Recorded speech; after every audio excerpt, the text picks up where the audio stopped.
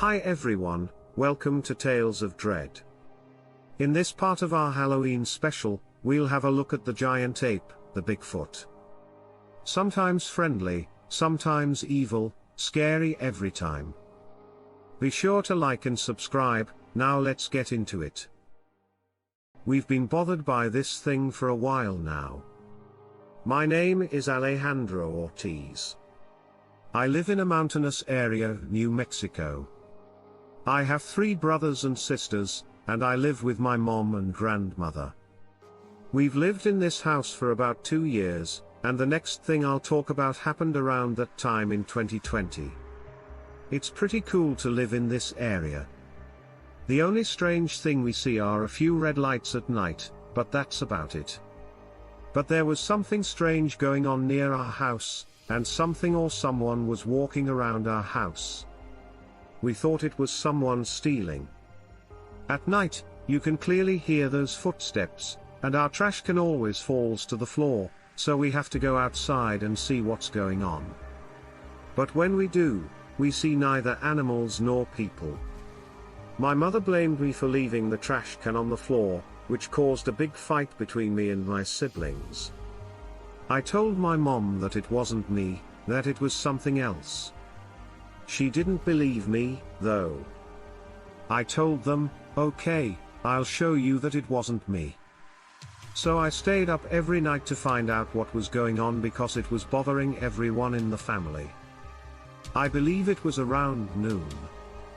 When I went outside to see who it was, it turned out to be a Bigfoot.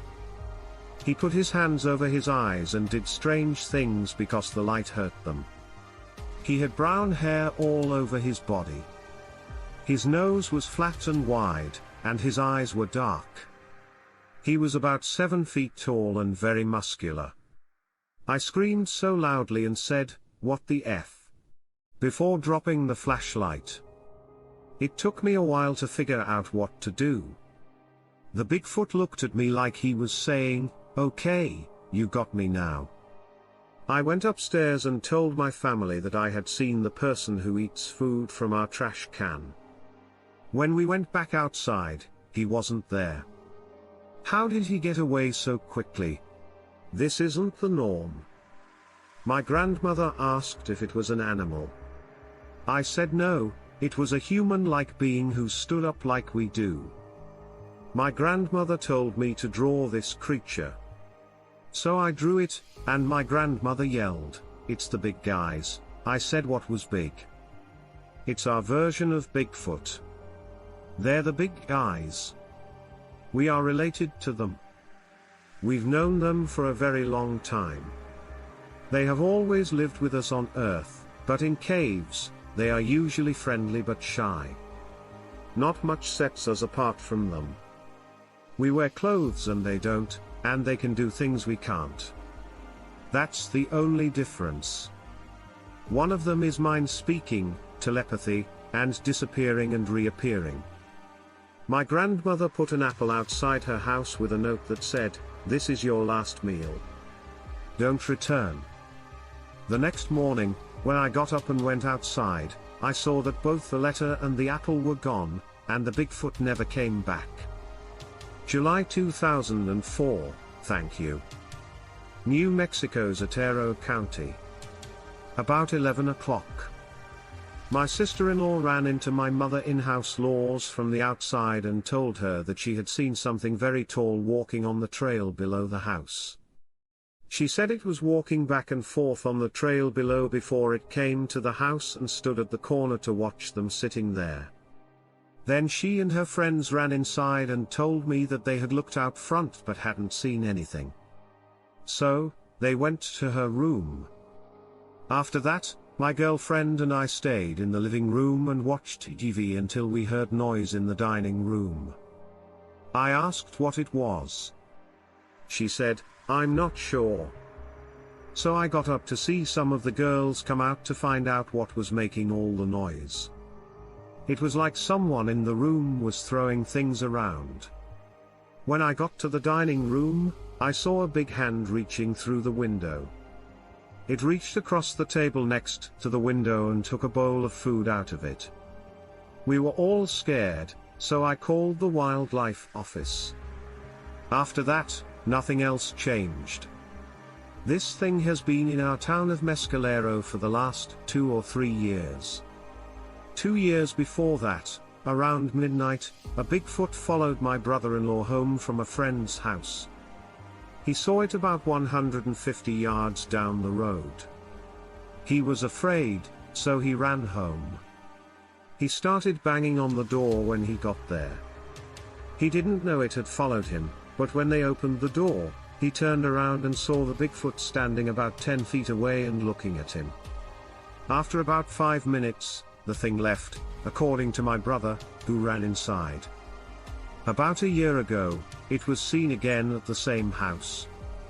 When my mother-in-law went outside to take down her clothes from the line, it was snowing. It was somewhere around 8 a.m. She saw 2 sets of tracks, a big set and a smaller set that looked like it went with a smaller set. Between the house and the clothesline, the tracks went.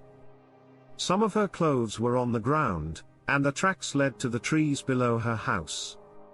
I now live in a trailer home on the side of the road. A mile away is the next house. I once heard very loud screams. One night, my girlfriend and I were here without power and no dogs were going to bed when we heard a sound like a rumble on the side of our room, which was 1 canyon over from where we live. Someone must have hit our trailer with a car. Only once did it happen. I thought it was a Bigfoot because that's what people around here say they hear. There are a lot of trees below and between the first house and the second. My trailer is on a hill above Highway 70 in a very bushy neighborhood. In August 2004, there were a lot of pine trees in the valley. New Mexico's Otero County. I went outside around 5 a.m. to feed my dogs. I was trying to find my dogs. They were found under my house. They began to bark in the direction of the back. I went inside and looked out the back window. I've seen something looking right at me. It was tall, big, hairy, and had red eyes. I looked at it for quite a while. My wife also came to see it. She was so afraid. She told me not to take my son to school the next day, and that night, the dog was howling. My son had the truck but was still at his friend's house. My son ran to the door and slammed into it hard while yelling, "Dad, please let me go. Dad, hurry up." I opened the door and my scared son fell down. He said he saw something walking on the dirt road, and when he got out of the truck, things started running after him. After what he saw, my son said he won't walk around at night. About 3 miles down the road, there was an accident. While I and my friend went to work, both of our wives stayed home. They said that a tall, hairy Bigfoot was looking in the window at them. My wife was scared, and so were the dogs. She called my cell phone and told me that she, her neighbor, and a baby were in a closet. She said that they could hear it growling and stomping in June 2000 in Otero County, New Mexico. My mother woke up because the dogs were barking very loudly. So she got up and went upstairs to check on the kids on her way back down. She looked out the window by chance and saw this dark figure walking up the road. She couldn't see it very well because trees were in the way, but she could hear it grunting because the window was open. About a week before my mom saw it, all the dogs in the neighborhood were barking and crying. My aunt was also woken up by the dogs, and when she looked out her window, she saw it go into the trees behind her house.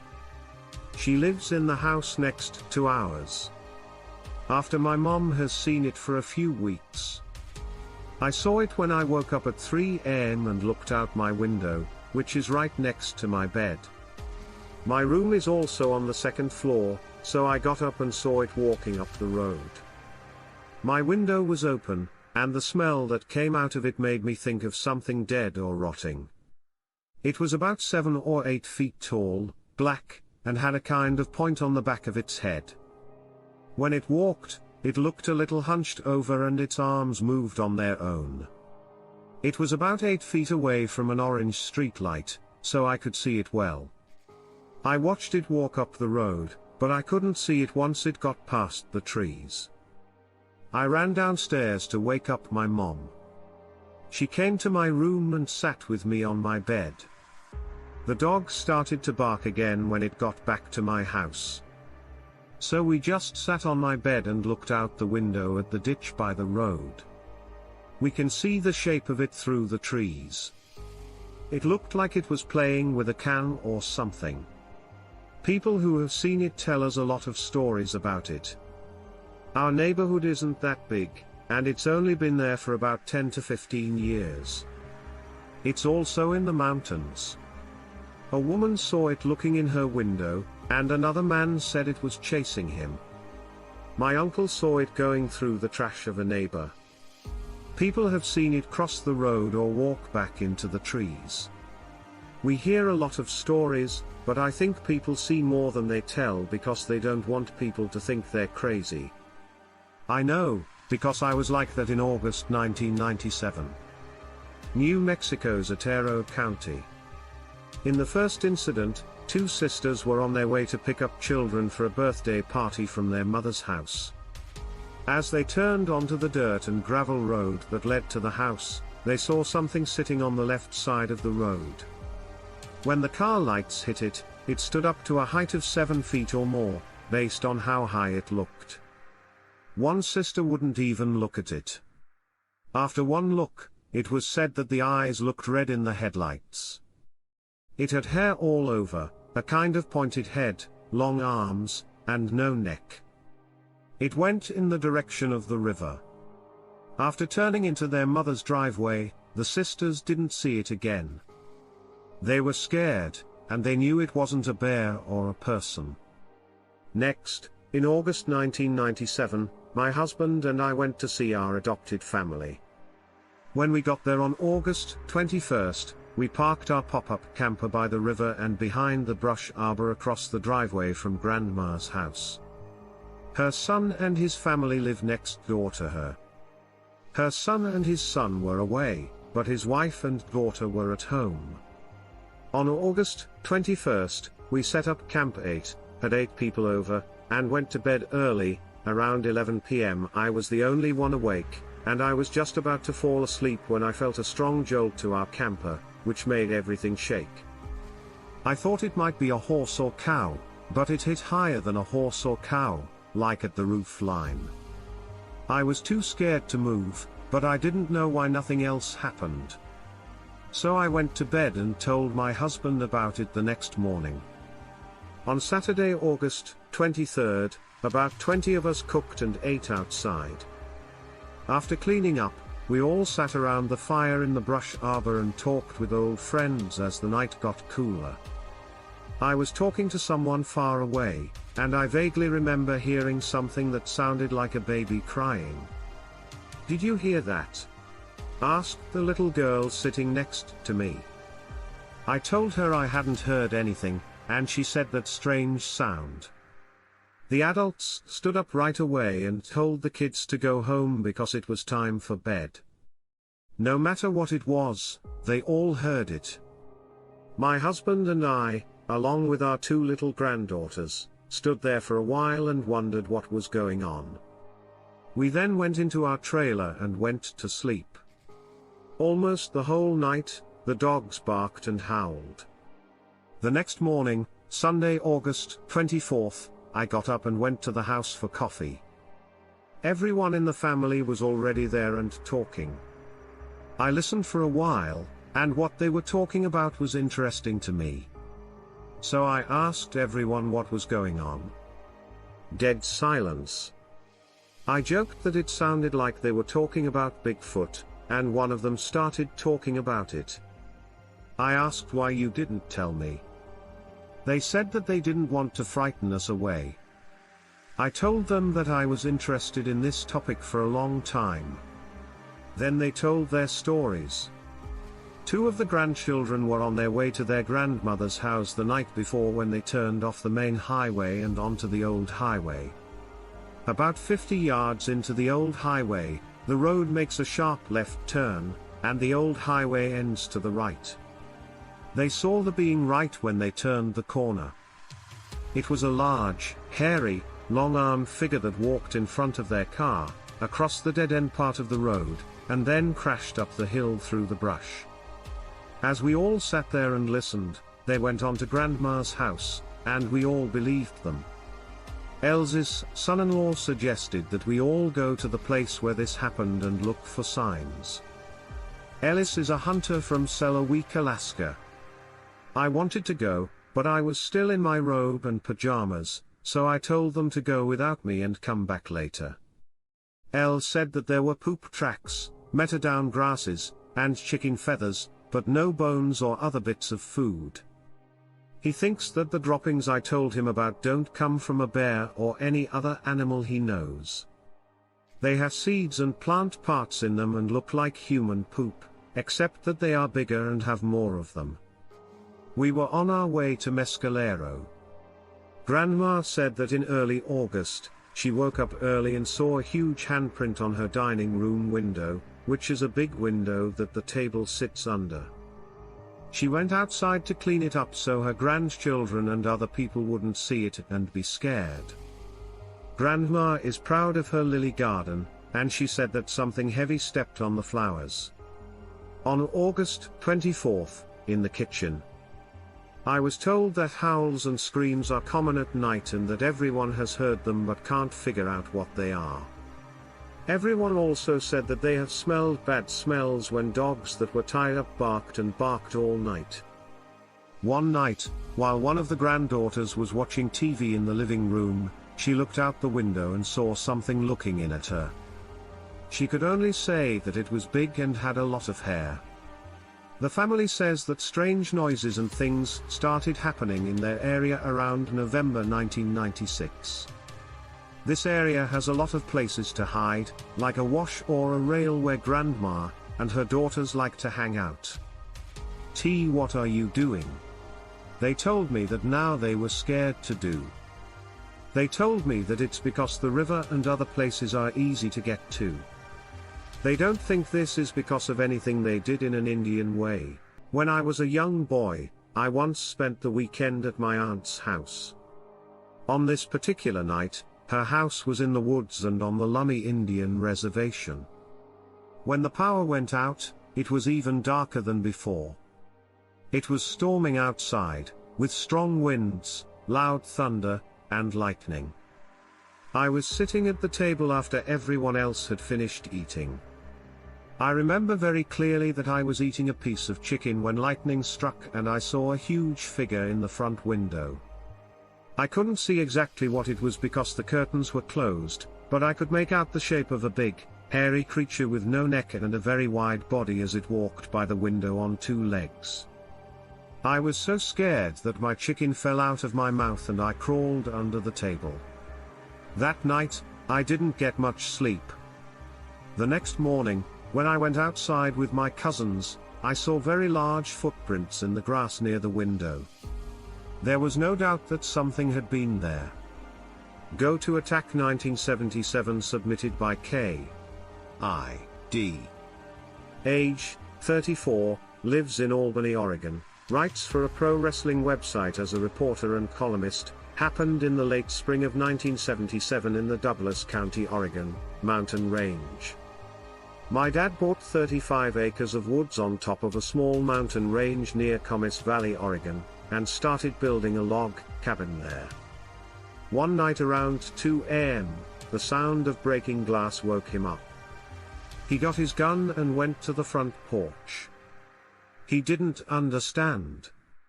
He had to go up against trained German shepherds, but it was very quiet outside. He went back into the house and got a flashlight. Even though the porch light was on, you couldn't see the animals. He saw broken glass on the ground as he walked by the car. He turned on the flashlight and looked back at the car to see that the back window had been broken. When he looked into the car, he saw animal eyes in the mirror. He opened the back door and was so shocked that he fell to the floor and hid as far as he could under the seat, where his dogs were trained to attack. They must have been so scared by something that they broke the window to get inside the car. When he told them to leave, they cried and whined. After being told over and over again, my father finally reached in and pulled both 100-pound dogs out by hand. About 10 feet from the car, they were shaking and looked very scared.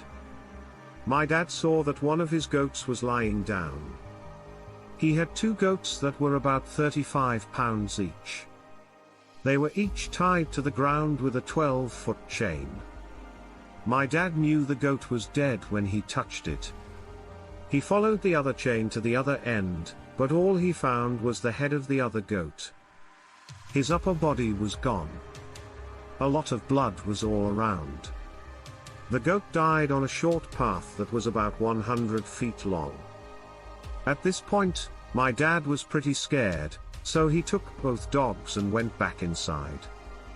I'm not sure what happened during the night, but when I woke up early in the morning, there were 3 hunters there with their hunting dogs, ready to search. I couldn't go, but I found out what happened. It looks like the dogs that are trained to find cougars and bears never got a dime. They looked until 4 p.m., but didn't find nearly anything.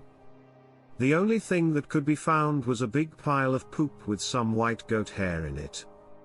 It was about 12 inches around and about 6 inches high. All night, the hunters and my dad talked about it. I don't remember ever hearing the name Bigfoot before. I was told that the goat that had been left alone had died of fear.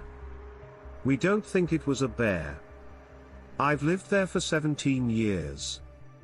In that area, the only bears that were rarely seen were small black bears that never did any harm and wouldn't have been enough to scare the dogs that way. No bear smell was picked up by the search dogs, either. From what I've heard and read about Bigfoot, I know that this almost seems too bold and violent for him, but we never could figure out what else could have happened. Seller Sasquatch, 1977, by Donna Heading, age 58, from Boardman, Oregon, forklift, heavy material, equipment, and photography sales, Seller Washington, summer 1977, Yakima County. Between Seller and Yakima, there is a space, which is kind of like a saddle between 2 mountains. And there is a hill about 2 miles high on the west side of this gap. A place where I used to rent horses to ride for $5 an hour in the 1960s. In an old, closed mine that goes down into a hillside, there are railroad tracks that are no longer used. I don't know how long the mine has been there, but it's still there. Things change, roads and highways change, but the hillside and the old mine stayed the same. It was 11 o'clock. On a sunny day in the summer.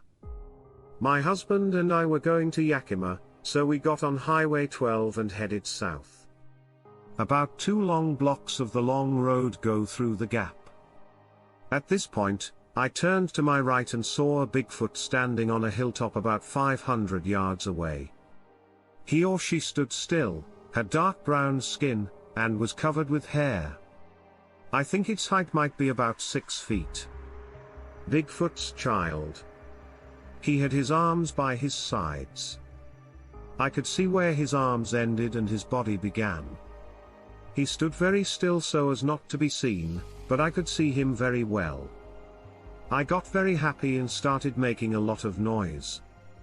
My husband also looked up and saw him. As traffic was busy, he had to pay attention to the road and keep going.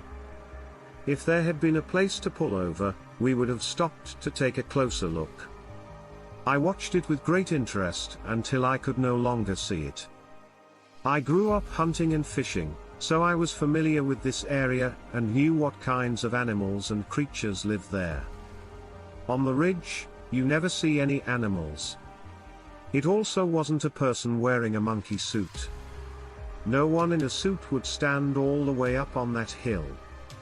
I remember what it was. Later, I thought about how he was standing where there wasn't a way to get there. He seemed to be figuring out how he was going to cross the Yakima River, which was about 400 feet in front of him, and then the busy 4-lane highway, by just looking down at the hillside.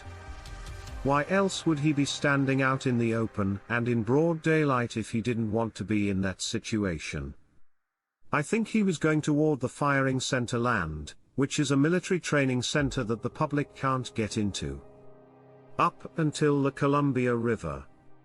After swimming the Columbia, all he would see from there to the Blue Mountains is farmland. We've told a lot of people about what we saw over the years, and most of them still don't know what to think, even though they've had a long time to think about it. I know now that we did the right thing when we didn't stop, didn't tell anyone about him, and just let him be. His sight is creepy. That day, I saw something very interesting. I think of it as a gift. It was a real experience. I will never forget Blue Eyes. 1979, which was sent in by D.J. G. Age 41. Technical writer from Vancouver, Washington. Met in August 1979 along the Lewis River in Sulaymaniyah County, Washington. I want to tell you about something that happened to me when I was a young boy and my mother was dating Ed, who would become my stepfather. It was a nice summer day. Mom, Ed, my little brother, and I went on a picnic along the Lewis River in Sulaymaniyah County. It used to pan for gold, so it knew where to go to find it. At least, it was a picnic for the two lovers. We didn't see any other people or cars the whole time we were there. When I looked around, I saw an old set of railroad tracks that were definitely not being used anymore. We asked if we could go exploring with my little brother. Were forced to do it because the adults had other plans. We followed the train tracks for a while until we found a long, abandoned train tunnel. We walked into the old, cool, dark, and damp tunnel, which had moss on the walls and a slight curve. We walked for a while, and then all of a sudden the hair on the back of my neck stood up. I started to get the creepy feeling that an animal was watching us and smelling us. As we kept going, we got far enough past the bend in the tunnel to see the light at the other end. The end was far away enough that the opening looked about the size of a dinner plate. I could see something standing in the middle of the opening, but I wasn't sure if it was a big branch hanging down or something else. As we got closer, to about 600 feet, I could see that it wasn't something hanging down because there was a gap over its head. I could now see that it was a straight-up animal of some kind. When I first saw it, I thought it was a bear. I knew they stood on their back legs and almost looked like people. We kept walking toward it, partly because we were afraid that if we turned to run, the animal might chase us, and partly because two kids, ages 9 and 12, were too brave to be afraid. The more we got close to it, the more obvious it was that it wasn't a bear. The length of the arms was the first thing that made me suspicious. They just stuck out from the sides of the creature like two long poles. Then it moved, just a little bit, and I could see that it was almost as tall as the train tunnel. I looked behind us. I couldn't see how the other door could open. We had gone far enough around the bend in the tunnel that we could no longer see any light behind us. I wasn't sure what that meant. That the animal wasn't able to see us. How clear his sight was. Then, the creature spread its arms so that they reached in a diagonal direction. It was blocking the exit of the tunnel, as if it didn't want us to go through. As my little brother and I stood there in shock, I grabbed his hand. We all breathed at the same time. We moved on purpose toward the creature until we were only 100 feet away from it. I was shocked and terrified to see this beast standing there. Its size was almost unimaginable. This was more than a beast. It was big, really big. The Bigfoot who started it all. It looked like it took up the whole tunnel, and its long brown hair was sticking out in every direction from its muscular body. Its hair was bristly, as if every muscle on its body had been flexed, and the energy from its body could be heard crackling through its hair. It had a neck and a head that was much bigger than the pictures I've seen. It had huge calves, and I'm sure it could have run faster than a horse. I had never seen anything like it in a zoo. It was bigger than I had heard. Bigfoot is meant to get. He must have been Bigfoot's giant, the Andre. Then something happened all of a sudden. My brother and I both stopped moving when the creature took a few steps back from the entrance of the tunnel, and stood out in the sunlight. We moved closer until we were only 20 feet away from him. I could now see that his eyes were a light, bright blue, and that they had a smart look to them. In the sunlight, his golden brown hair glistened like satin.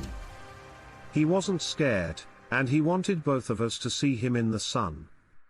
He was the most beautiful thing I'd ever seen. I could also tell he was very old.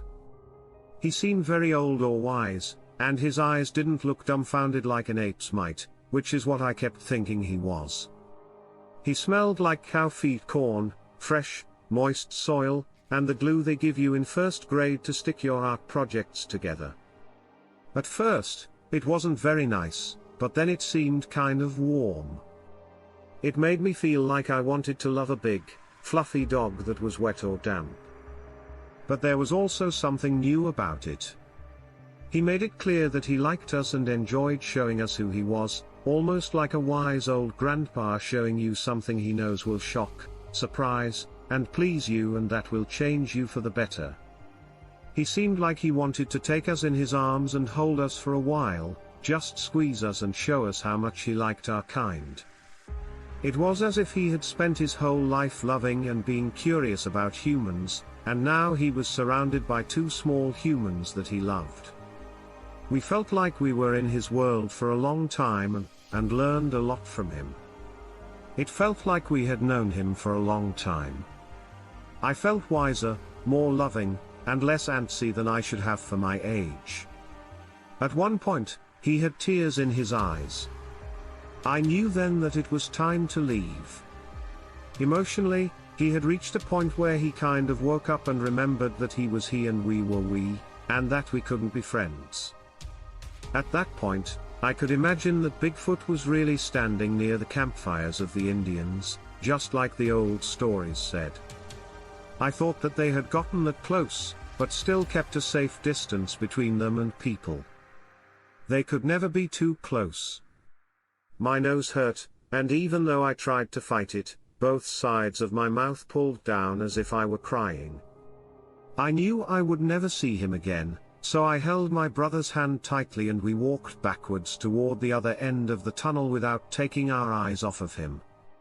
We walked backwards through the tunnel all the way to the bend, and we never slipped on the railroad ties. Because our adrenaline is so high, we don't need to see. When we got back to the picnic, they were already putting things away. We were leaving when red ants came to join us for lunch. My brother and I got into the back of the little red Mazda pickup and let the wind blow over us for the next 50 miles home. We never talked about this at all. I'm telling you this because I think you're the only one who will believe me. My winter job is to shoot snakes in the Everglades in Florida. It sounds like a joke, but it's true. When summer came, I have jobs in the north, like taking people on horseback rides through the mountains. But in Florida, we catch and kill Burmese pythons, because they are the most dangerous. They are an invasive species that is destroying the ecosystem, and a female can lay more than 100 eggs a year. In fact, a female was caught with more than 120 eggs that were developing. This was a new record. This is true, by the way. We were paid by the foot of snake to keep the invaders away, and cash prizes can go as high as $2,500. So, on the day this happened, Jake and I left earlier. I drove the SUV to where we had marked the spot the day before. It was on the edge of Everglades National Park. There's nothing but marsh grass out there, and because it's so flat, you can see a long way. There are sometimes trees, but mostly it's just grass and bushes. Sometimes it gets swampy, and a river runs through it. We thought we wouldn't find much until the fog lifted because there was a lot of it that morning. We parked, and since we had some time to kill, we finished the rest of our coffee and talked a lot about our plan. We'll take turns driving the SUV, while the other person walks. If either of us sees a snake, we'll use a signal. That day, we flipped a coin, and I was going to be the first person to walk anyway. We were tired of waiting for the fog to lift, so we decided to just get started. I had a flashlight, so I grabbed that and got out of the car. I walked for a long time along that dirt road but didn't see anything. So we got back in the SUV and drove around, but we couldn't see much because the fog wasn't lifting. So, in the end, we both left. We just walked through the grass and looked down to see if there were any snakes. We finally saw a big piece of snake skin in the grass after a while. It was a huge python skin that had been shed. We walked in the direction we thought the snake had gone, and then we saw it in the grass. I mean, you can't miss that tan and dark brown python pattern in the grass. Even if you haven't seen as many snakes as we have, you can't miss it. I showed Jake our signal, which was 2 fingers in a V. And we put on our leather gloves quickly. I jumped towards the pattern moving through the grass and looked for its head. You want to grab the snake right under its head so it can't bite you, but I've been bitten plenty of times when I did that. Perfect. Jake grabbed it, and he got out the big bag to put it in. You can't just shoot them because they have to be killed in a humane way. We put them in bags and shot them right in the head. Later, when we stretched out the snake, it must have been 10 feet long. We yelled and cheered because we had finally found one. But just as we got the snake under control enough to put it in the bag, I heard a hiss. Python hisses are scary because they sound so different, but this was even scarier. This noise was loud, and it drowned out the sounds of the other birds and bugs, which is saying a lot because birds and bugs are loud in the Everglades, especially in the morning. But the worst thing about that hissing sound was that it didn't come from anywhere. From behind us, the snake came. What happened? Jake didn't yell anything. I said, "Put the snake in the bag." I hoped I was right. But before we could catch it, I heard what sounded like a person or a really big animal crashing through the grass and brush. Jake screamed and dropped the snake's end. I looked up from the snake and saw this, I don't know what it was, standing there. It was about 8 feet tall. I promise. I don't know how we missed it. It might have crawled on all fours through the grass to blend in with the darkness.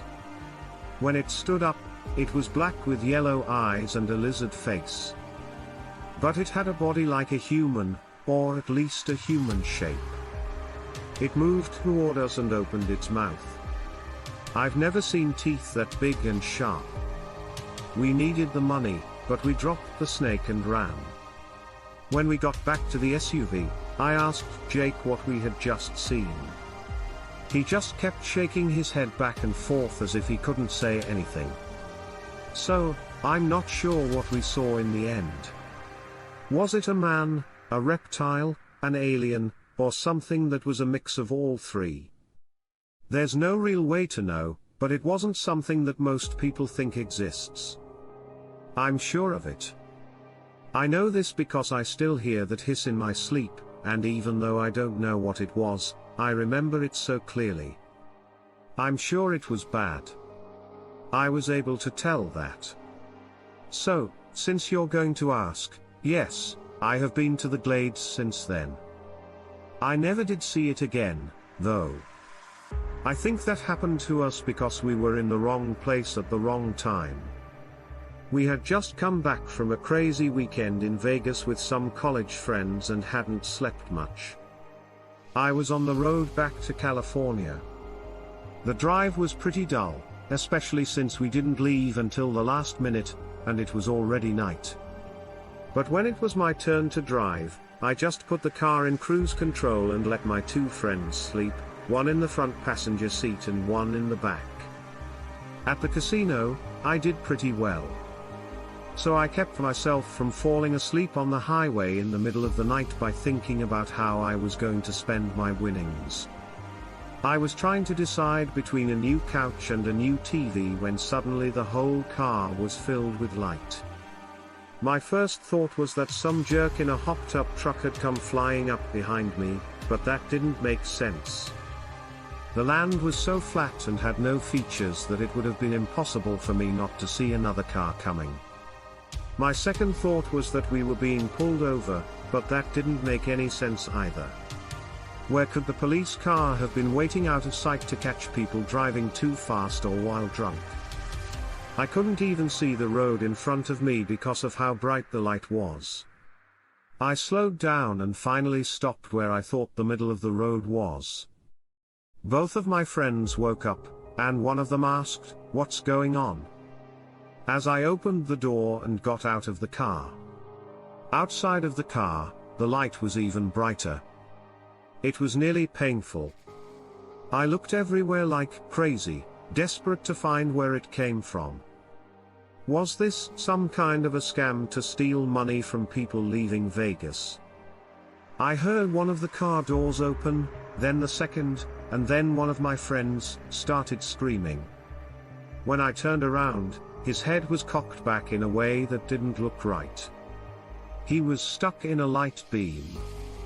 It looked green, but the light around us was white, and he looked frozen. He put out his arm and pointed his index finger straight up. I went in that direction and then started to scream.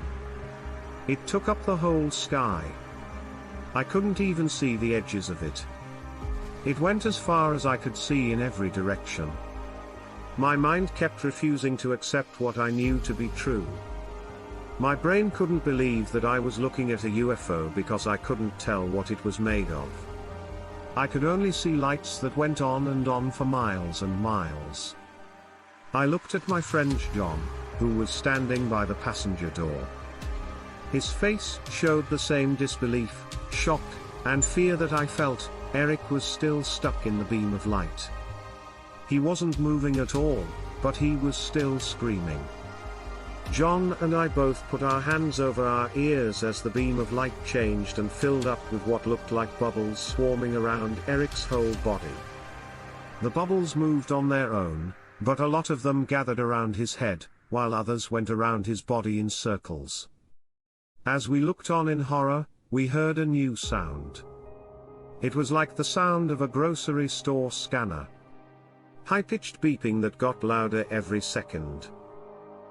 Every nerve in my body was telling me to run away. But where on earth could I go? At night, the desert is dangerous, and when the sun came up, I would be in danger of heat stroke, even if I had managed to get away from whatever was flying the UFO. But John had a different plan. He turned around and ran as fast as he could, which wasn't very fast because of the sand. He was about 40 feet from the road when another beam of light shot out of the UFO and held him in place. It was the same color as the one holding Eric, and it quickly filled up with the same kind of bubbles that had gone trapped. The high-pitched beeping was now twice as loud as before. I thought it would only be a matter of time before I got my own beam of light.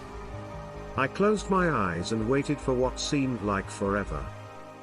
There was no more beeping. When I opened my eyes, I saw that both John and Eric were on the ground. I looked up, and saw nothing but the sky. When I got to Eric, he was sitting up, and I looked over to see John struggling to get up. I helped them both up one by one and got them back to the car. Since we stopped the car, neither of them could remember anything that had happened. Even though I told them what happened, they didn't believe me. They both thought they had had too much to drink or that one of their last drinks had been tampered with. They didn't mention that both of them had been out of the car, probably because they couldn't explain that. But I know the truth about what happened. I'll never forget it, but when we were pulled over a few hours later, it was because I was driving as fast as I could to get as far away from that desert as possible. I've been listening to your show for a while, and it's great. We appreciate the work you do. I've been thinking about when to tell you about something that happened to me when I was a kid, and now seems like a good time as any. In the late 1990s, I grew up near St. Helens, Oregon, which is half an hour north of Portland. It is surrounded on all sides by forest, except where it goes down to the Columbia River, where there used to be a big logging town. I worked for my aunt and uncle during the summer between my sophomore and junior years. They owned a lot of land up in the hills, where they grew certain trees and then let a company come in and cut down acres at a time for lumber. If the roads were too overgrown, they had me go through and sort of clear out the brush in certain places to make it easier for the trucks to get through. It was probably my third week of hacking away at blackberry bushes up there by myself with a machete in temperatures over 90 degrees. It wasn't the best job I've ever had. So I got to the end of a road, where there was something like a clearing. It was very quiet, except for all the bugs buzzing around, and then I heard a big crack, like a branch falling, which is pretty normal, or at least not unusual. But then it happened again, and then again, and again. When it kept happening, I knew it wasn't just trees falling. This noise was being made on purpose by someone or something nearby. Basically, this was before cell phones were really popular, so nobody had one. So I had to decide what to do. 1. I could walk probably 3/4 of a mile or so back down the road to my truck. I could wait to see if this noise kept coming and what it was. I used to be a lot more brave than I am now, or you could say I was stupid. There's not much difference between the two, I guess. I stayed where I was standing in the clearing, holding a machete in my left hand. The branches or trees or whatever it was kept crashing, and it seemed to get louder and closer until it stopped all at once and right. Then something flew by my head, followed by another thing. I looked down and at first I thought they were rocks, but then I realized they were chunks of dirt that looked like they had been pulled out of the ground one handful at a time, and then more and bigger chunks kept coming. One was as big as a football, the next as big as a tire, and so on. I couldn't believe I hadn't been hit. I mean, I've been dodging these piles, but there were a lot of them coming at me. Then it went quiet and the chunks stopped coming, and the branches started crashing again. Suddenly, what looked like an entire tree came hurtling down the hill. I jumped off to get away from it and fell to the ground. Then there was a lot of dust in the air, and I was covered in that kind of dry, splintery wood. I looked up to see where it had all come from. And I swear to God there's a guy standing there. Well, it's Oregon, so someone living in the woods and living off the land wouldn't be as strange as it would be in some other places. But this guy is huge, maybe 12 or 15 feet tall. He's on a hill and above me, so it's hard to tell.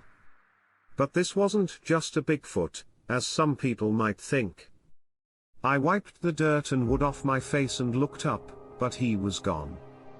Then I hear crashing, and it goes on for a while, and I think he's running away because the noise keeps getting quieter and further away. I took advantage of the quiet, knowing that at least nothing was moving. Then I ran as fast as I could back to my truck. When I got there, I turned it around and drove off faster than I should have in four-wheel drive. I never went back. I quit that job, even though my parents were upset because my aunt and uncle were mad. There was no way I was going back up there. After I told them what had happened, they got up and looked around. I think they were surprised to find what I told them, so they came up with a way to explain it. People said it was obviously a landslide, but I know it wasn't because a landslide wouldn't have happened in that area. The way the dirt was thrown at me made it seem like someone was trying to hit me. So I tried to find out if anyone else up there had a similar experience. I talked to as many long-time residents of this area as I could. When I met a man who worked at a pawn shop, he told me that he had a similar thing happen to him. He said it happened when he was hiking on the other side of the hill I was on in the 1980s. We've gotten together a few times and talked about how we remember the place looking. Even more than I did, he thought it was taller. And he said he remembered that it had a weird back that sloped down, arms that were longer than usual, and eyes that were a very dark yellow. I know for sure that there was someone there, and I also know for sure that it wasn't a Bigfoot, which is what a lot of people think of when they think of a creature in the Oregon woods. But I now think it was a mountain troll guarding its home territory. My family eventually sold that piece of land without cutting down any of the trees. I don't know who got it, but I sometimes think about going back up there to see what, if anything, they've seen. We let our two big dogs out of their kennels, so they can run around and play for a while. One is a mix of black lab and husky, and the other is a purebred pit bull, or Staffordshire Terrier. Their kennels are near the woods at the edge of the yard. These woods are so big that it takes a whole day to hike through them. When it gets dark, the dogs seem nervous and start barking and walking toward the house. I thought at first that they just wanted to get into the house, but now I think they're scared. When I went to get them 3 nights ago, even though it was already dark, we had a security light, so it wasn't completely dark. When I got to the front of the first kennel, I saw that both dogs were sitting still and not barking. When I go to get them, they always bark excitedly at me, but they were completely quiet. This made me feel a little strange, but not so much that I was scared. I will say, though, that there was an uneasy feeling in the air. I don't know what it was, but it felt like I was about to be shocked. The longer I was there, the more uneasy I felt. I was letting out the first dog, a lab, when I heard a loud snap in the woods near the kennels. I froze, and so did the dogs. I was so nervous at this point that if someone had said something, I would have jumped, screamed, and maybe even run away. There was a creepy vibe in the air. Just kept getting thicker. The lab was whining and had her bushy tail tucked under her.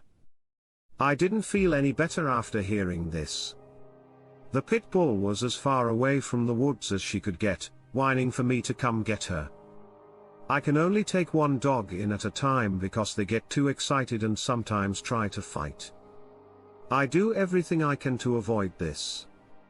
I felt terrible about leaving the pitty there by herself, but I had to do it.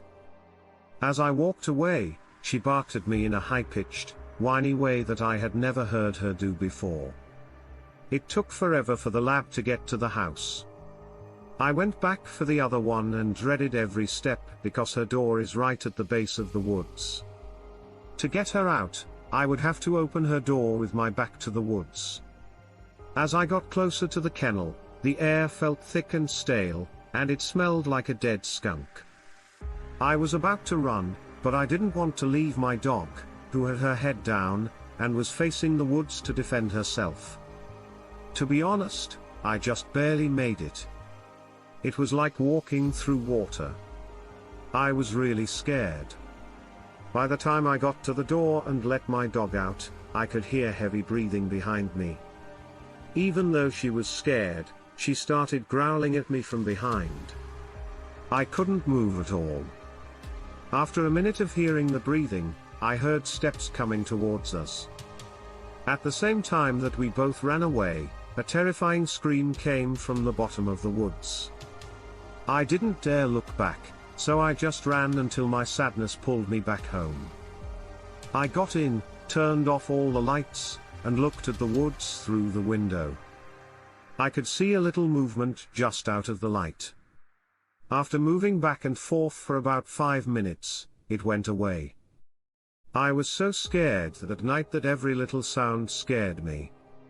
It took me a long time to fall asleep. The next night, I went to get the dogs earlier. I thought everything was fine until I started feeling sorry for myself. It sounded like a tree branch had just been snapped in half. It was pretty far away, so I quickly let my dog out and we ran back to the house. Since then, every night I hear sounds like branches breaking and being thrown around, knocking on trees, and roaring coming from the woods. I am completely scared. I no longer even take my dogs down. I just take them for walks during the day and make sure we are all home before it gets dark. I have no idea what to do.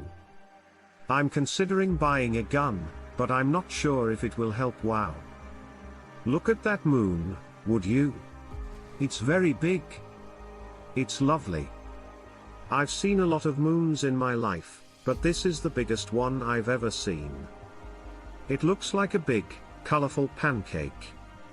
Just looking down at me from the sky. As I drank a little more beer from my bottle, I let out a sigh of relief. The fire looked nice, and was nice and warm. I was alone in the woods. Just a short trip away to get some peace and quiet and time to myself. I had just finished cooking some barbecue over an open fire.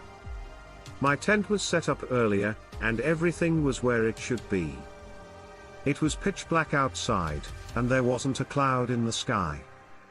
Tonight, the stars were very bright, and as I said earlier, the moon was very big, huge, and even much bigger than the moon is usually at night. Something must have been different about tonight. I don't know, but it was certainly beautiful. The plan was to spend 2 nights in the woods where it was quiet. Sadly, though, that did not happen. Not long after I finished my beer, I started hearing strange sounds all around me in the woods. Shortly after that, I heard what sounded like snapping vines and twigs and who knows what else, and I could feel the vibrations of what sounded like big, close footsteps. My heart started to pound in my chest all of a sudden. I felt like I had to go, but I almost didn't want to. I just sat in my lawn chair and thought about things. Do I go pee in the woods or look for a weapon in my tent? Whatever it was big and strange. It's something I've never seen before, and I've camped here by myself many times, but this was different. Quite different. I couldn't take it any longer. I grabbed my flashlight and ran to the first bush I could find.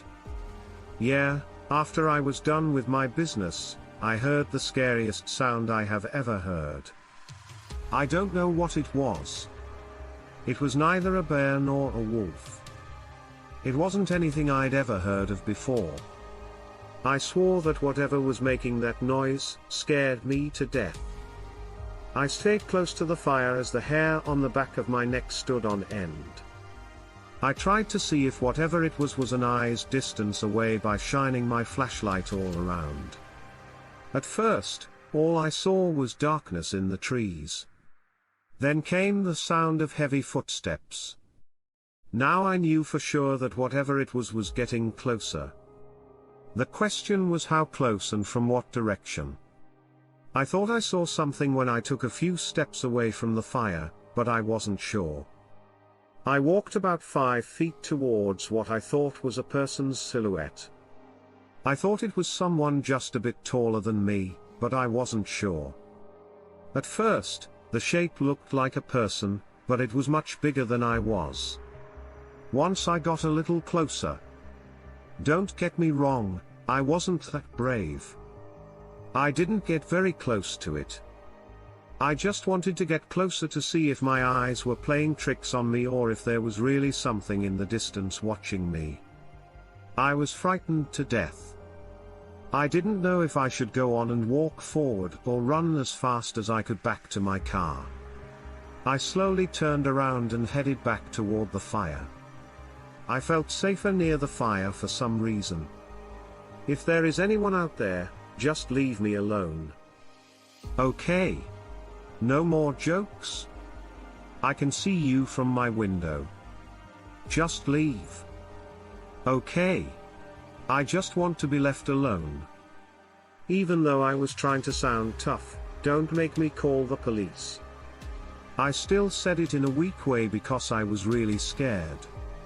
Something inside me told me that it wasn't a person watching me, and as I walked back toward the fire, a big log almost hit me in the face and landed in my fire pit, sending sparks of fire and pieces of burned wood flying everywhere. The embers were going every which way. At first, I didn't know what the hell it was, but when I looked down and saw the huge log, I knew that something had thrown it at me, but it missed. If that thing had hit me in the head, I probably wouldn't be here today to tell this story. I was done with that. I ran to my tent, grabbed my wallet and keys, and ran back to my car as fast as I could. I got in, put it in reverse, and ran out of there as fast as I could. As I sped down the dirt road, I looked in my rearview mirror and saw it. Whatever it was, it didn't like me being there, and I didn't like it either. At least 7 feet high, this thing. It had dark brown hair all over its body. It looked like a man, but it also looked like a gorilla. It reminds me a bit of Mighty Joe Young. That old movie from a long time ago. That's the best way I could explain it. I don't live in DC, I live in northern Washington. I was hiking with my cousin in the real Washington in the northwest corner of the country.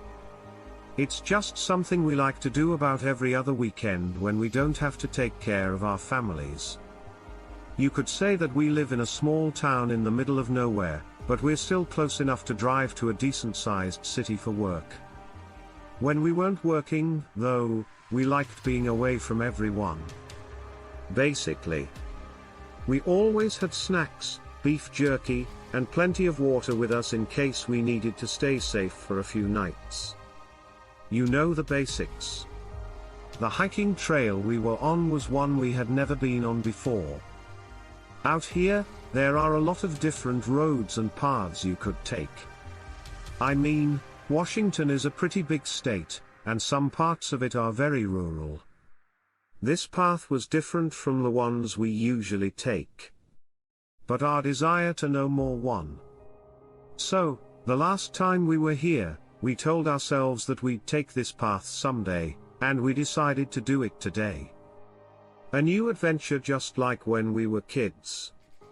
It seemed like a good idea, but for one thing, it was the worst choice we'd ever made. We didn't know how far this trail went. How did it get there, and what were the risks? At the start of the trails, it wasn't even on the map. This thing didn't really exist, but it was important to my cousin, so he gave me a big man bone. I love things like this, especially when I can share them with someone. So, about 2 miles in, we were having a great time on our hike. We didn't know how deep it went, but at the time, we didn't really care. The scenery was beautiful. We saw small animals running around big boulders with smaller boulders on top of them, which looked like some kind of art. But seeing what looked like a cave at the bottom of the mountain in front of us was the most exciting thing we saw. We had to stop what we were doing.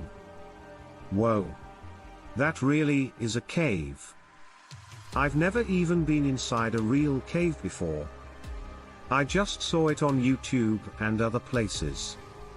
Do we even have anything we could use, like torches or lighters? I asked my cousin, and he answered while shaking his phone in his hand. I said, of course, good old technology, and we slowly moved toward the door. As we slowly walked through the door, we could feel how humid and almost damp the air was, which was the exact opposite of how it felt outside. I don't know if it was just because it had rained the night before up on the mountain top, but the hard dirt turned into hard stone and pebbles below us, so something was definitely wrong. The sounds of water dripping all around us were scary. We heard it at that time. As we went further into the cave, we heard what sounded like someone screaming or roaring. We also saw bones all over the place.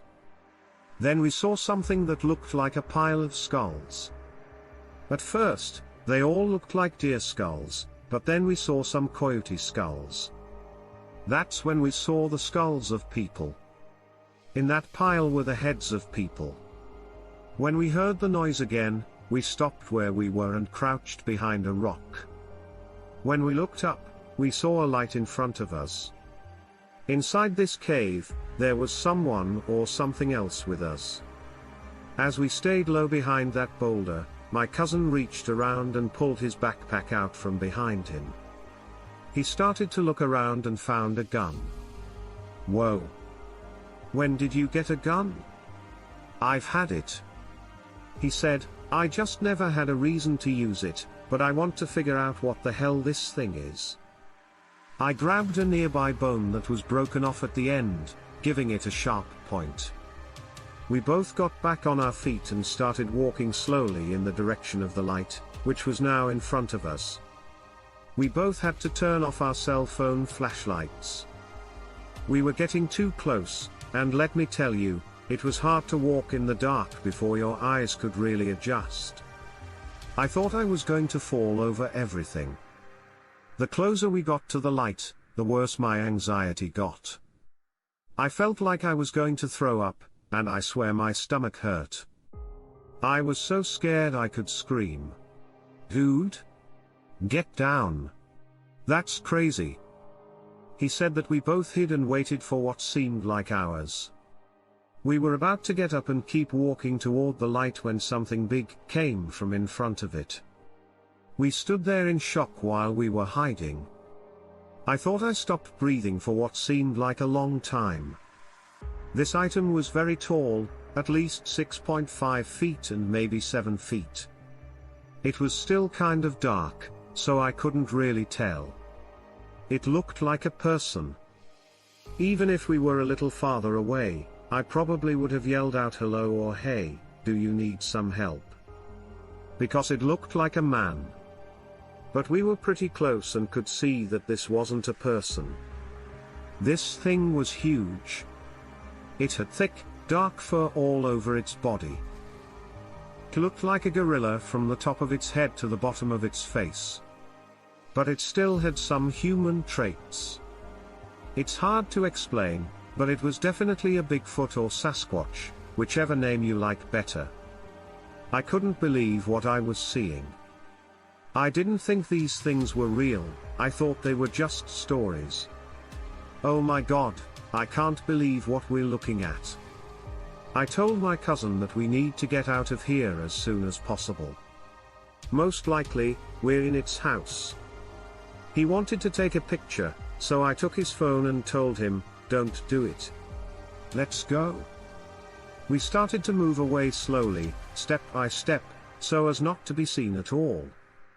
We were walking backwards and checking behind us every so often to make sure we didn't trip, fall, or hit something that would give away our location. In the end, that's exactly what happened. We had probably gone back at least 40 feet when I thought, hell, maybe we'll actually make it out of this cave, back onto the trail, and out of here quickly, back to his truck. But no, that's not true. That would be way too easy. I tripped over a big rock and landed hard on my behind, making a lot of noise. The creature turned its head toward us, stood up straight, and started running toward us while growling and screaming at the top of its lungs. Every step he took shook the floor because he was beating his chest like he was King Kong.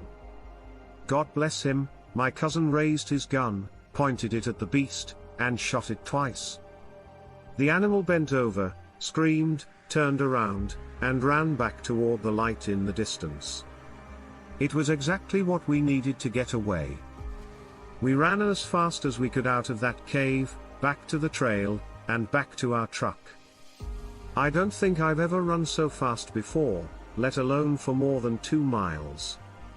I'm not very fit.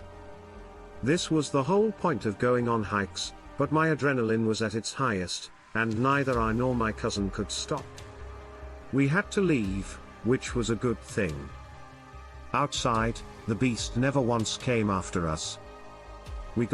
I was camping in the Appalachian Mountains 2 weeks ago when I had a very scary thing happen to me. Before I go shopping, I need to say a few things about why I was in the Appalachian Mountains. I'm very interested in bushcraft and survival in the wild. I've been improving my skills for a few years now, and I use them in the wild whenever I can. So when my friend told me he had found this great place in the Appalachian Mountains, I was all for it. I met my friend in a Facebook group about survival in the woods. Alex is his name, and he lives in North Carolina.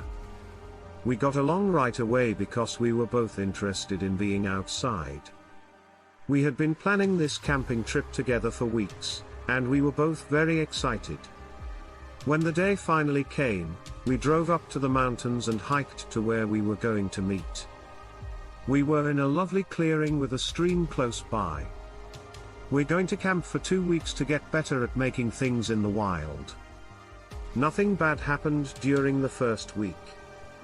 We were really enjoying ourselves. We caught fish for food from the stream. My friend's brother called him early on the morning of the 8th day to tell him that his mother had gone to the hospital. His sister wasn't doing well, so his brother told him to come home right away. I was worried about my friend and his mom, but I didn't want him to go alone. I offered to go with him, but he turned me down and told me to just keep going. I did that exact thing. I said goodbye to my friend and helped him pack up his things. I was now alone in the woods, which wasn't a big deal for me because I'd been on many solo camping trips before. We were way out in the Smoky Mountains back country. We didn't see anyone. I was used to being alone while we were out here, but this time it felt very different. I don't know why, but I felt like something bad was about to happen. I tried to get rid of the feeling, but I couldn't. I decided to set up my hammock for the night and go to sleep. The loud crash that woke me up in the middle of the night sounded like something big had fallen nearby. I sat up in my hammock and carefully listened, but I heard nothing. I tried to see what was going on in the dark, but I couldn't. I slowly got out of my hammock and reached into my pack for my flashlight and night. I turned the light toward where the noise was coming from, but I still couldn't see anything. When I heard the noise again, it seemed to be coming from behind me, so I started walking toward it. I turned around and shone the light in that direction, but there was nothing there. I went into the shelter we had built and just sat there with the door closed. God bless us, we made a door. Even though this survival shelter wasn't bear-proof, it did hide me. I waited and listened for hours as this thing went around and around the shelter. It was breathing, and it smelled terrible. The smell made me want to throw up. I sat there with my knife in my hand for 3 hours, ready to defend myself.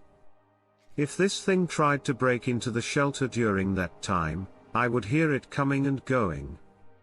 Then everyone would stop talking. Then I could once again hear it breathing.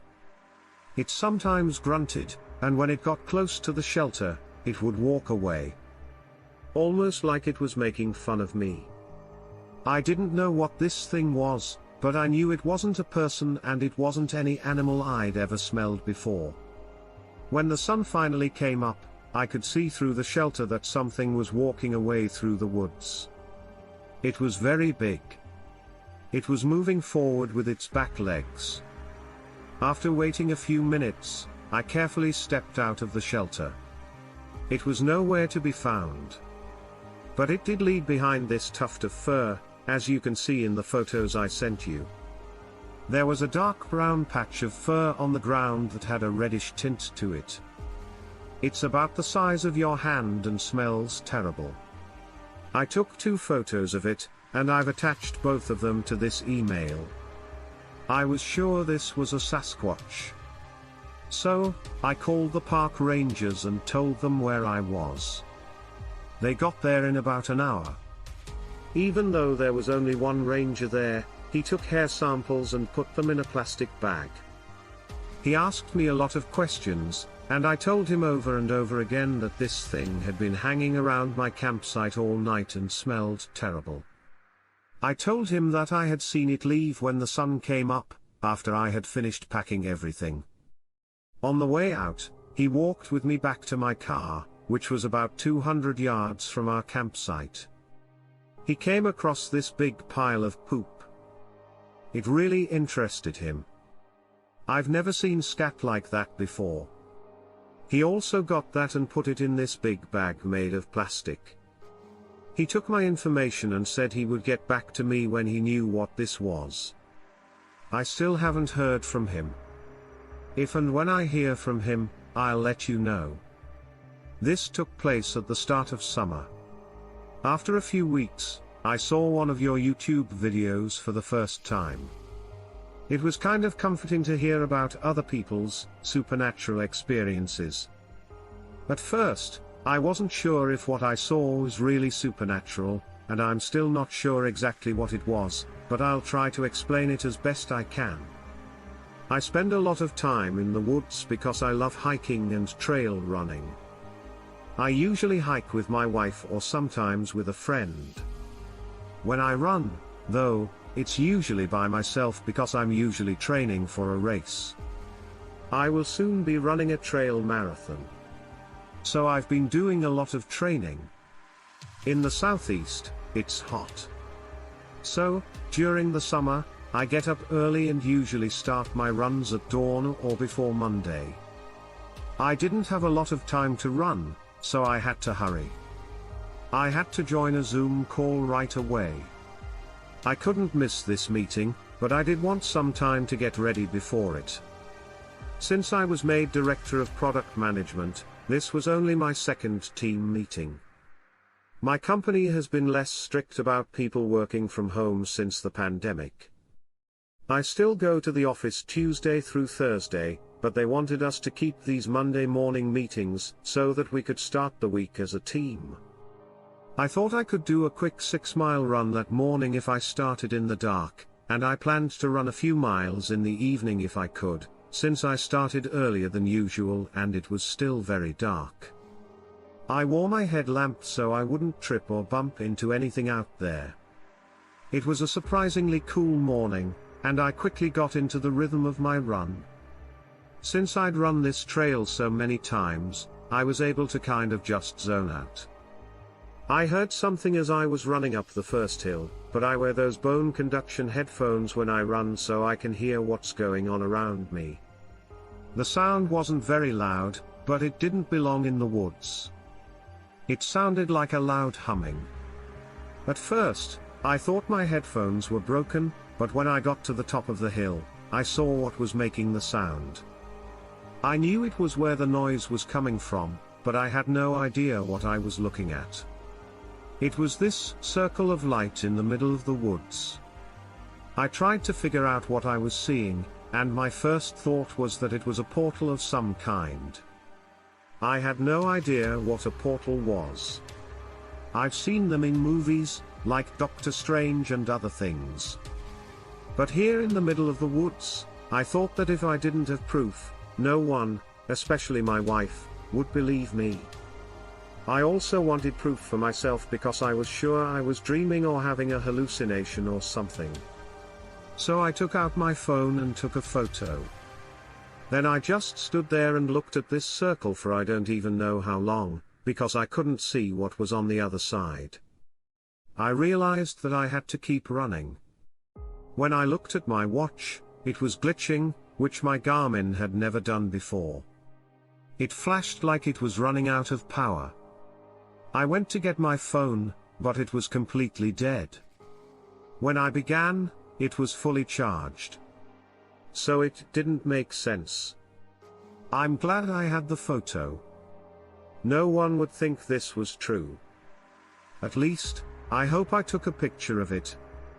I knew I needed to go. I didn't want to get any closer to this thing, whatever it was, because I was already too close.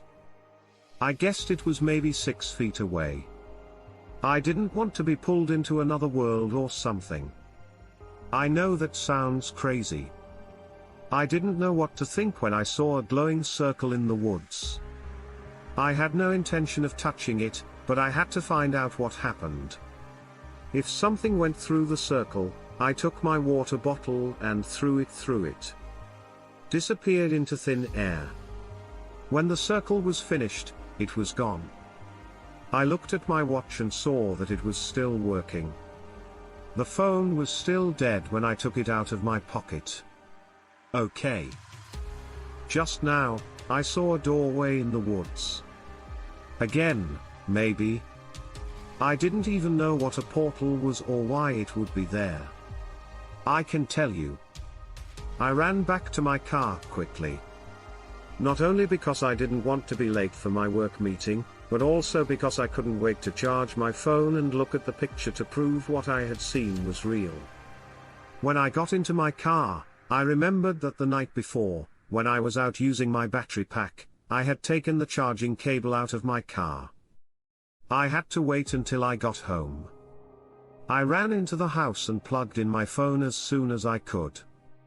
My wife said something about how late I was. I began telling her what I had seen. She laughed and said I watched too much television. She stopped laughing and asked me what I was talking about, so I guess she realized I wasn't joking. When my phone finally turned on, I opened the photos and there it was. I showed it to her, and she thought it was weird, too. I told her about the humming, but the water bottle was the strangest thing. I was too busy to get ready for the meeting. But fortunately, it went pretty well. My wife also works from home as a recruiter, but she spent the whole day reading Reddit posts and researching portals, so she must not have had much work to do. I think she was a little sad that she didn't get to see it, or maybe she didn't believe me and wanted to see it for herself. I skipped my run that night and went with my wife to the same place to see what we could find. As soon as we got to the top of the hill, I saw that there was nothing there. I don't mean that there wasn't anything strange about it. I mean, there was just nothing there, like all the grass, leaves and roots. Everything there was destroyed by the fire. Many times this summer, I've gone back to that trail, but I haven't seen this thing or anything else strange. I know that my story isn't as crazy as some of the ones you've heard, but to me, it was supernatural.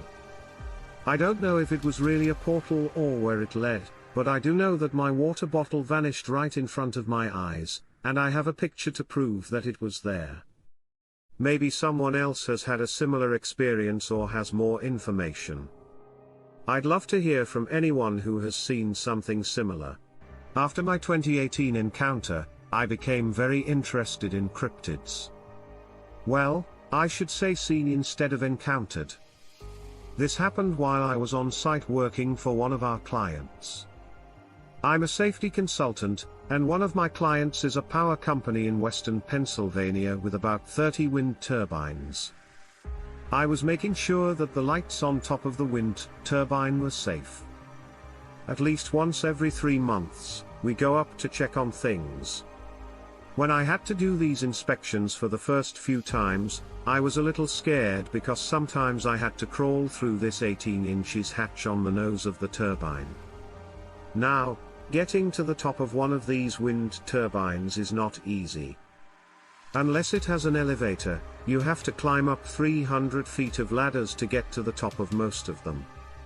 When I climbed for the first time, my arms were just dead.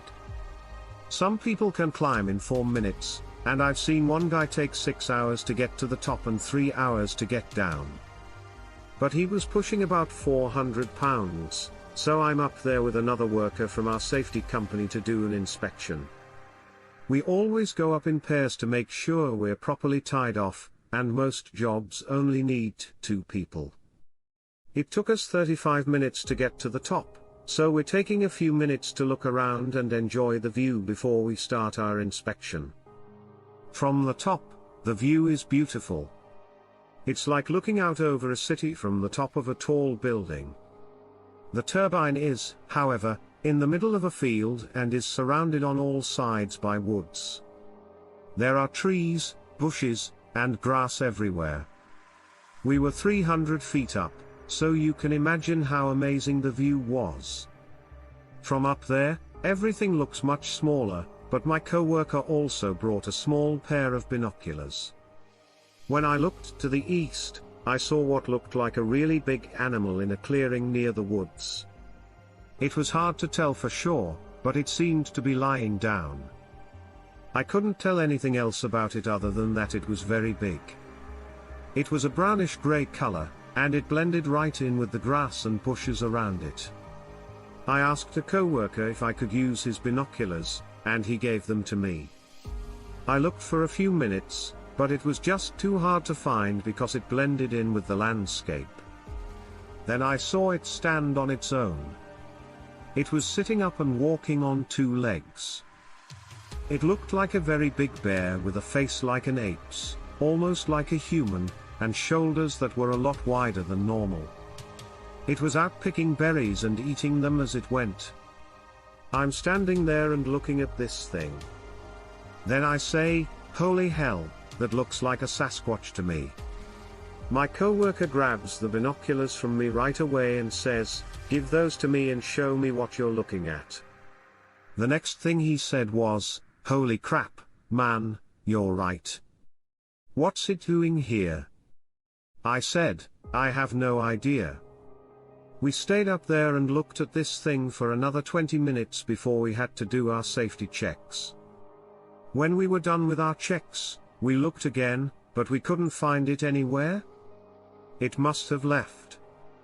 After we got down, we told a worker at the power company what we had seen, and he said, "Oh, you also saw Harry?" I was like, "What? Harry?" He said, "Yeah, that's what we call him. We see him frequently. When we go up there to do maintenance, about 6 of us have tried several times to go out and find him on the ground, but we never do. Since he has never been on the ground, he has to be very aware of what is going on around him." I went on a hiking trip in the Rocky Mountains, and in a very short time, I got turned around and split up from the other hikers.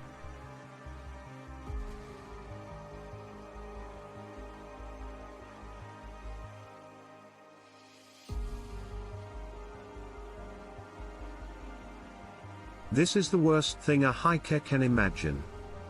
At the time, I didn't know much. I found myself in a place that didn't look like the Rocky Mountains from what I knew about them. The ground became rough and full of rubble, and it looked like there were almost no plants. A thick mist was rising, which made it hard for me to figure out where I was. I could not hear the group, though. I tried screaming at the top of my lungs more than once to see if anyone would answer. There was nothing around me except the faintest sound. In fact, sometimes it felt like nature was quiet and was telling me to be quiet along with it. The first sign that something was wrong was a piece of clothing I found. It was a pink denim cap that belonged to one of the people in my hiking group. I couldn't remember the girl's name, but I remembered the faded pink cap she was wearing. I'm one of those people who can remember a lot more than just a person's name. I don't know why, but that's just how it is. I picked that up with the plan of giving it back to her at some point. I was brave enough to think that seeing the hat was a sign of hope. Maybe I was close to them after all, but I don't know how she could have dropped the hat and not realized that something wasn't right. When I found a backpack, I thought it might also belong to someone in my group, but I couldn't figure out who it was. As the fog got thicker, I kept going even though I was sure I was going in circles. I didn't have much food, or supplies. If this kept going on, I would have to die out here. I was by myself when I found another thing that belonged to one of my track teammates. This time, the bad news was even worse than before. I remember seeing one of the guys with spiked hair wearing a bandana. I knew what it was because it was stained with something dark and red. Just that I didn't want to say it. I just couldn't get my mind to go there. At that point, I started to feel fear coming up behind me from afar. The first thing I thought was that thieves had surrounded my group. Or maybe they were modern-day bandits instead of robbers. I don't know, but something had happened to them. I hadn't heard anything that would have made me think a big bear or big cat was coming, like screams, cries, or anything else. I even looked in the dirt, but there were no signs of a fight. It looked like their clothes just fell off. So, I sped up because I could see less and less every minute, and the things I could see were things I didn't want to see. I found a broken pair of glasses that looked too much like the ones the Asian girl in my group wore. Then there was the torn and bloody sports bra. As I walked on, more and more things from my group that I could recognize started to come out of the fog. My own sanity was starting to waver, so I broke into a light jog even though the ground was slick and it was hard to see. The paths started to go down, and the strangely rocky ground started to rise on both sides of me. Then, all of a sudden, the path went into a small cave. If I wanted to go in, I would have had to stoop down, and something in me told me to turn and run, but my curiosity won out over my instinct to be careful. So I lit my lighter and put my hand in the cave to see what happened. I can only remember bits and pieces because my mind was closer to breaking than I thought at the time. At first, the halo of the flame only showed rock. But then, from somewhere on the edge of the light's influence, a pair of eyes turned toward me, and then another, and another. Then, when the light came on, I saw tall, furry bodies that were hunched at the back, as if they were all used to staying low and hiding. I don't want to say this because it will make me sound crazy, but I can only tell you what they looked like, and they looked like werewolves. This has been talked about way too much, so that's the worst word you could use to describe it. But really, there's no other way to describe the animal I saw. Its teeth went well past its lips, and its ears were so long that they almost looked like horns. Something was being chewed and gnawed on in their mouths. I could hear things being torn and torn apart. I couldn't see what they were putting the meat on, but I could tell it was meat. I got out of there right away, and they didn't come after me. I'll never understand. There might be a reason why they didn't get to me. I can't find out. Even though I was completely and totally scared, I was able to climb out and eventually find a trail.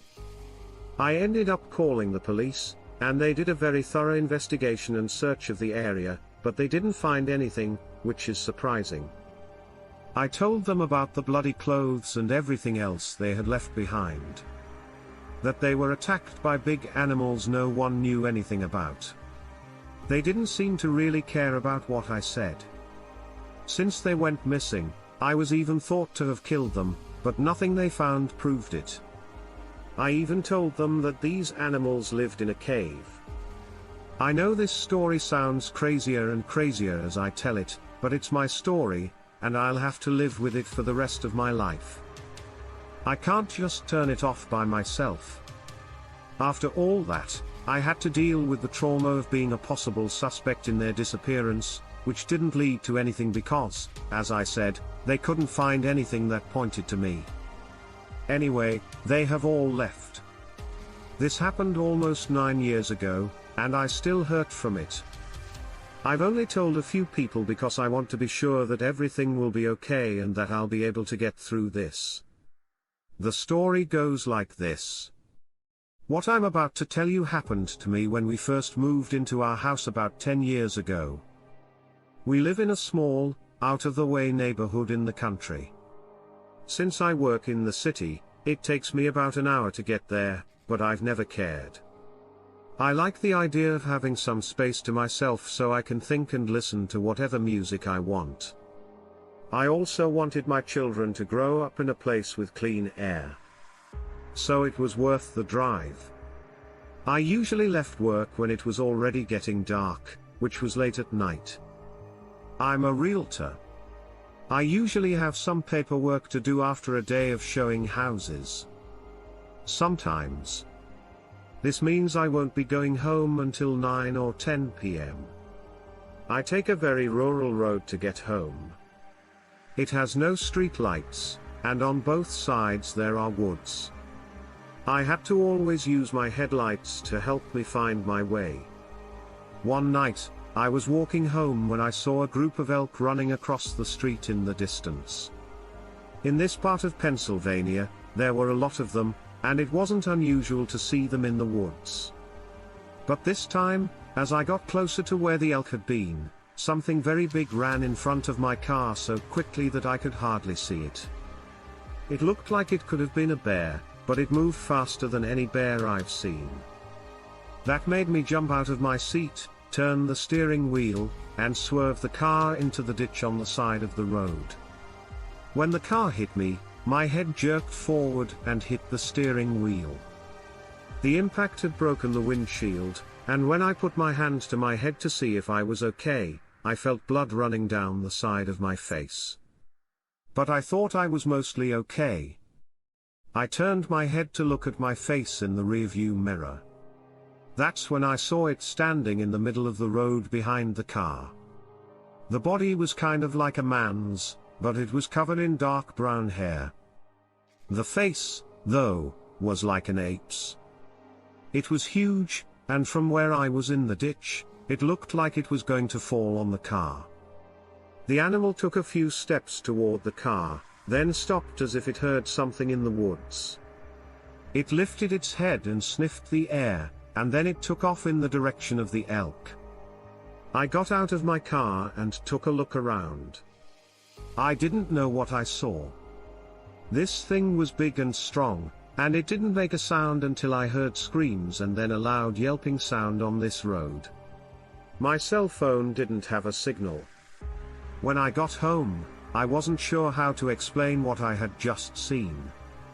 Because the ditch was deep and muddy, it was hard to pull the tires out. After trying for a while, I got out of the car and saw that it wasn't going to work. The more I tried to get out of the mud, the deeper I got.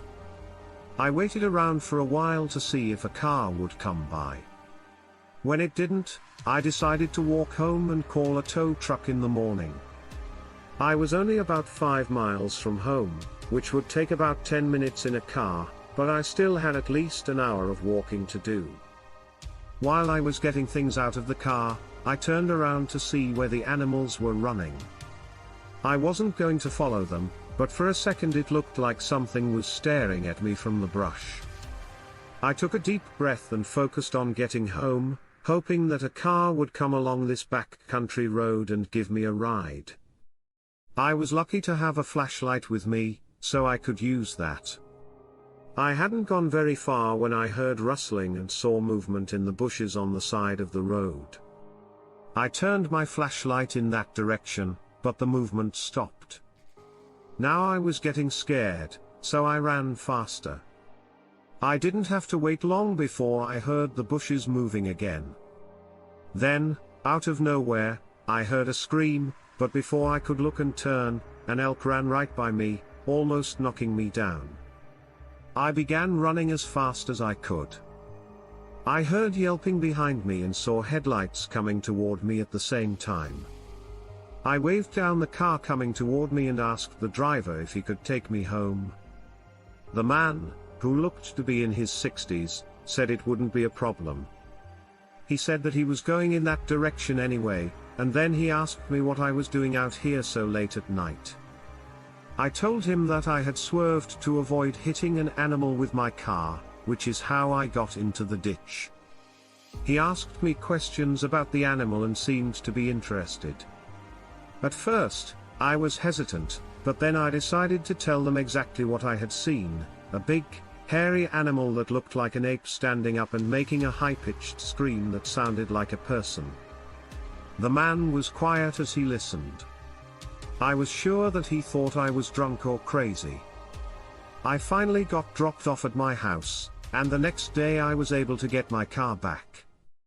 When they towed my car, they told me that the front driver's side window was completely broken, and the whole car smelled.